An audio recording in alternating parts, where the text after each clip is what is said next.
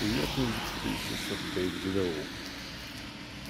Днес 2 март и вече официално мина един месец от началото на предизвикателството. Сега, точно преди предното видео се случиха няколко неща. За едното вече говорих мъничко, но сега ще обясня малко по-подробно. Общо взето, точно като пуснах видеото, супер много почна да ме боли рамото. То рано преди това ме болеше рамото доста. И то точно докато правя лицеви опори. И затова, понеже супер много вече извън контрол почна да става, реших да си взема малко почивка. Вече 4 дена направих лицеви. Се оправих по една на ден, колко да има нещо.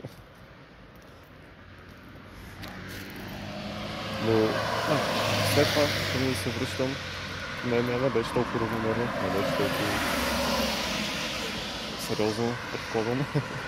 Един ден направих 100, после 40, после не знам си колко.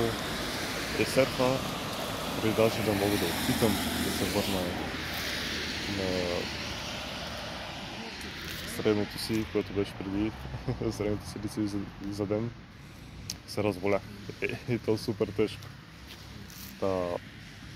Да, това беше още един удар към лицевите опори, но сега се чувствам доста по-добре. Не съм на 100% оздравял, но вече мога да правя лицеви опори поне. Абе, той е така.